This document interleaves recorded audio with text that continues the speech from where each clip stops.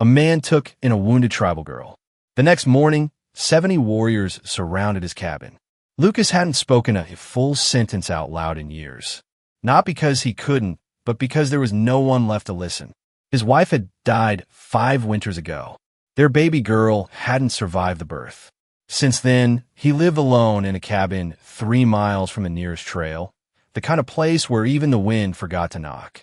He fixed fences, chopped wood, fed the same horse that had carried his grief longer than any saddle should. People in town said he was broken. Maybe he was, but he wasn't dangerous. Just quiet. Before we begin, don't forget to subscribe to Cracks of Light, where forgotten souls, quiet strength, and the stories buried beneath silence are brought back into the light. If you're here, it means you believe in more than just noise. You believe in what stays behind when the world walks away. Now lean in, because this story doesn't start with love, it starts with loss. That night, the snow was thick and mean. He was heading to the barn to check the door when he heard something too soft for wind, but too desperate to be ignored. It came from beneath the old pine that leaned like it had secrets. At first, he thought it was an animal. Then he saw the feet, bare, frozen, a body curled inward like it had given up before it fell. A girl, young, bleeding, and alone.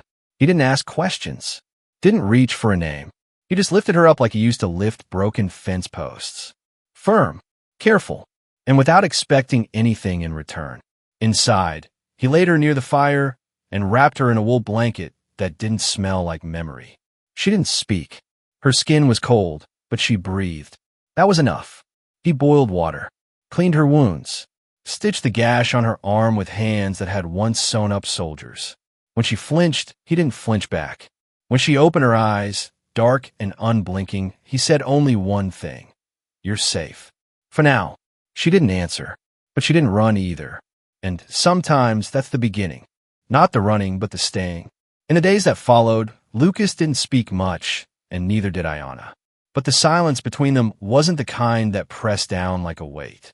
It was something else. A pause that held space. She moved through the cabin lightly, almost like she was afraid to disturb the air. Yet each movement was deliberate. She swept the hearth, folded the wool blanket he'd given her. Then, without asking, she reached for the cloth hanging on the back of the chair. His wife's shawl. She didn't wear it. She folded it carefully and placed it at the foot of the bed. He noticed. Of course he noticed, but he said nothing. When he cooked, she watched. When she cleaned, he didn't stop her. Not because he expected her to work, but because for the first time in years, the space around him didn't feel hollow. She never took more than she needed. When he left food out, she ate it slowly, thoughtfully, like each bite was a test of trust. Sometimes he caught her staring at the shelves where his wife's jars of dried herbs still stood, untouched since the day she died. Once, he saw her run her fingers along the glass, then pull her hand back like she'd touched something too sacred.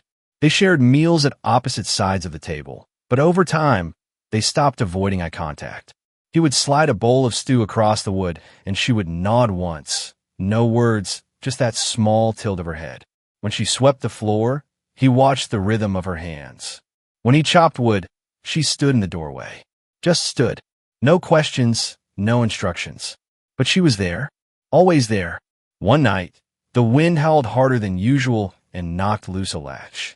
Lucas got up to fix it. When he came back in, he found her sitting by the fire with a piece of torn leather in her hands. She wasn't working it yet, just holding it like deciding whether it could become something new. He didn't ask what she planned to make. She didn't offer. The fire cracked between them, and for a long while, that was enough. Later, as he lay back in the chair and listened to the wood settle, he caught her eyes scanning the room. Not searching, measuring, like she was memorizing the exits. When he closed his eyes, he heard her get up. Her steps were soft, but sure. She walked to the window and stood there for a long time. He didn't move, didn't ask, but when she turned slightly and whispered, barely louder than the fire itself, he heard her. They're coming. Lucas didn't need to hear the hose to know they were coming. He felt it in the ground first, a subtle tremor that reached through the soles of his boots and settled in his chest like a second heartbeat. Ayana had barely spoken that morning. She stood by the fire, braiding her hair with calm hands, but her eyes never left the window. When the first rider appeared on the ridge, Lucas stepped out with slow, measured movements. He didn't grab the rifle. He didn't bolt the door. This wasn't that kind of fight. The riders didn't rush. They moved like a tide, deliberate and unbroken. 70 horses, maybe more, forming a wide circle around the cabin with a silence heavier than any war cry. At their center rode a man cloaked in black wolf fur, his face streaked with paint, his eyes old enough to remember things most men had tried to forget. He didn't shout. He didn't raise a weapon. He simply looked. Ayana stepped outside and stood beside Lucas. Not behind him, not shielded, just there, still. Her voice was low but clear. "Father." The man on the horse said nothing. His gaze passed over her, then settled on Lucas with a weight that didn't need translation. Lucas didn't move. He didn't explain. He didn't justify. There were no words that would have mattered. The silence stretched until it snapped with a voice that rolled like thunder through snow. "You sheltered her." Lucas nodded. The chief dismounted, snow creaking under his boots. He walked forward slowly, every step like a verdict. When he stopped a few feet away, Ayana stepped between them. "I chose not to return," she said, not as a plea, but as a truth. "I crossed into death and found breath again. Not because he gave it, but because I took it back." The chief looked at her, then at Lucas, his jaw tight. "We do not speak of choice when it's taken. If you stand beside her, you carry her weight. And that weight is not light." Lucas met his stare. "She's not mine to carry. But I won't step aside either." The air thickened. The riders held their line. No weapons raised, but no comfort given. The chief reached into his belt and pulled out a knife. He didn't offer it as a threat. He held it out, flat in his palm. "One hunt," he said. "No steal. No shortcuts. You walk as we walk. One deer, one shot. Then we will know if you stand as a thief or as a man." Lucas didn't answer right away. He looked at the knife, then at Ayana. Her face didn't change, but her fingers brushed against his hand. Steady, present. He took the blade. No speech, no promises, just a nod. Behind them, the fire inside the cabin still burned. Around them, the warriors watched, unmoving. The snow held their prints like a warning written in silence. And between Lucas and the chief, a line had been drawn, not with blood, not yet, but with something older, something that waited to see what a man would do when the only thing left to prove was what he could carry. Lucas didn't ask questions when the chief motioned for him to follow. He just tightened his coat, checked the edge of the blade he'd been handed, and fell in a step behind him. They rode for miles without speaking, cutting across low hills and frostbitten trails where no bird called and no track was fresh. This wasn't a journey for direction. It was a ritual, and Lucas knew enough to stay quiet. When they reached a ridge where the land opened like a wound, the chief dismounted and gestured to the ground. They would walk from here. No rifle, no compass, just instinct and breath and silence. Lucas followed. His boots crunched softly, but the chief's steps were nearly soundless, like he belonged to this place in a way Lucas never could. Still, Lucas watched, mirrored his pace, learned what to read in the branches, the scatter of leaves, the air itself. As they walked, the chief spoke, not to start conversation, but to place stones in the silence. "You were not born to this land," he said, "but you walk it like you've lost something in it." Lucas didn't look at him when he answered. "I lost a daughter," he said. "Didn't even get to name her." The chief said nothing, but his pace didn't change. Lucas went on. "I was a medic, war back east, saved men who didn't deserve it, failed the ones who did. That was all. No explanation, just fact." It hung in the cold between them. They reached the edge of a shallow grove, and the chief raised a hand. He crouched, studying the frost-split prints of a deer that had passed recently. Then he handed Lucas a bow. It wasn't ceremonial. It was used, worn, familiar. The string hummed slightly when Lucas tested the tension. He hadn't held one in years, not since before the war.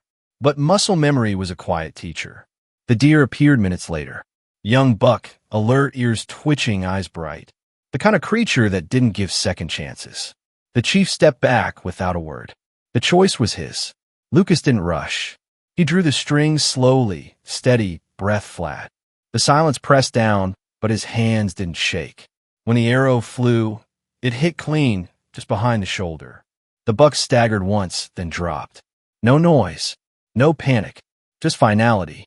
The chief stepped forward and placed a hand on the deer's neck, whispering something Lucas couldn't understand, but somehow still felt. Then he turned to Lucas. "You didn't take more than needed," he said. "That is rare." Lucas didn't answer. The chief nodded once. "You didn't steal her," he said. "You kept her breathing." Lucas looked at him, eyes tired but steady. "She kept herself breathing. I just made room for it." The chief studied him, then handed back the knife. Not as a tool, but as a gesture. Not all things needed to be said. Some were understood only when a man followed without asking, stood without shaking, and took the shot when it mattered. When they rode back, the snow had softened, but the line between them had changed. They weren't friends. They weren't enemies. But they had hunted together, and in that, something old had been settled. The morning after the hunt, no words were exchanged. Not at first. Lucas sat by the fire sharpening a blade that didn't need it. Ayana moved around the cabin with steady hands, folding linens, checking the herb jars, collecting silence the way others might gather berries. When she finally stopped, she stood across from him, arms at her sides, and said, "He'll return." Lucas didn't ask who. He knew. She looked at him with something that wasn't fear, but wasn't peace either. "When he does, he won't come as a father." Lucas nodded. "Then we decide now." But she shook her head. "No, I do." That evening, as the wind picked up again and the ridge pulled a shadow over the valley, Ayana stepped outside and walked to the cedar tree where she'd first fallen. Lucas followed only halfway, stopping at the porch. He watched as she placed both hands on the bark and closed her eyes. Later, by the fire, she spoke. Not loud, not soft, just clear. "They'll say I belong to them, that I must return, that I left without permission, and they are owed explanation." Lucas stirred the coals, then looked up. "What do you say?" She answered without hesitation. "I say I'm not a debt." There was no ceremony, no dramatics. She simply said, "I'm staying." And that was the moment it became real. Not a rescue, not an escape, a decision. Her own. She didn't choose him. She chose herself, and staying here was part of that. Lucas didn't speak right away. He only nodded, slow, like his bones were still learning how to hold something as fragile and fierce as someone else's will. In town, the murmurs started before they even arrived. Whispers slithered through door frames, tucked themselves into corners of barns and shop fronts. A Comanche girl living with the widower in the cabin? Some said it was madness. Some said it was worse. But they didn't stop going. They still bought flour. They still asked after horses. And when Ayana walked in beside Lucas one day, quiet but steady, no one told her to leave. The woman at the counter narrowed her eyes, but rang up the goods anyway. On the walk home, Ayana said, "They'll never understand." Lucas replied, "They don't have to." She didn't smile, but she didn't look away either. They crossed the field in silence, not because they had nothing to say, but because everything had already been said in the choice to walk together. Not bound, not claimed, just side by side. And sometimes that's enough to start again. They didn't talk about it, not directly. But when Lucas brought in the old cradle frame from the storage shed, covered in dust and missing one leg, Ayana didn't ask why. She just touched the wood, ran her fingers along the place where time had cracked it, and nodded once. The next morning, she laid out tools while he cut the new pieces. They worked together without instruction. He sanded, she fitted joints.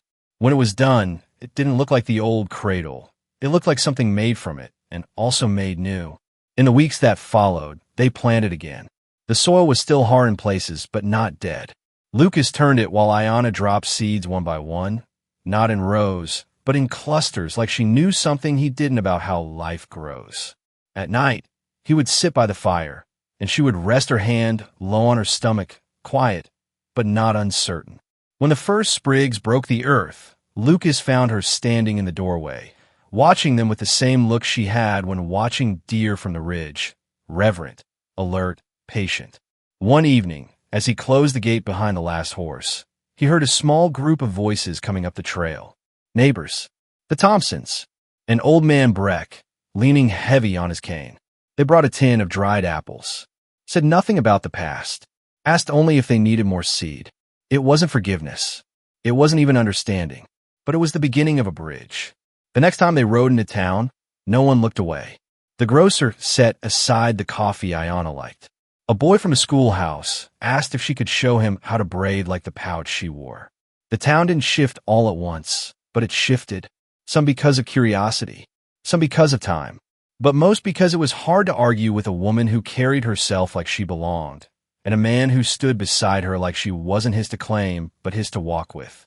As her belly rounded, Lucas spoke more. Not in speeches, just stories. About the wife he'd lost.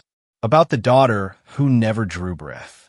About the silence he had made into a home, and the noise he was learning to welcome. Ayana didn't respond much. But once, when he asked what she thought the baby would be, she answered, a start. And that was all. Not a son, not a daughter. Just a beginning. When the cradle was finally placed by the hearth, it didn't look out of place. It looked like it had always been there. Like it was waiting. And in a house once filled with ghosts, a different kind of breath had started to grow. One that kicked softly in the middle of the night, that made Lucas sit up and rest his hand on her belly, not to control, not to claim, but to feel what it was like to be trusted again, to be needed without being asked to prove himself. That spring, the first wildflowers came back to the edge of the cedar. No one planted them, no one tended them, but they came anyway, just like her, just like this life. Lucas sat with the girl on his knee, the fire soft and low behind them, its warmth chasing back the edge of evening. She was old enough now to ask questions with her eyes, even when her mouth stayed quiet. He told her things she wouldn't understand yet, about a woman who once fell beneath a tree in the snow, about how she didn't ask for saving, only space to heal.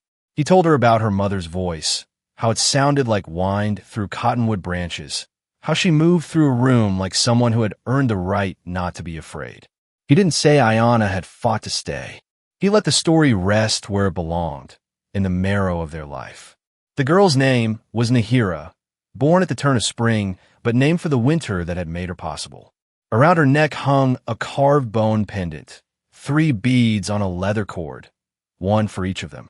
He'd shaped it the same way he shaped fences, quietly, without plans, but with hands that finally remembered purpose.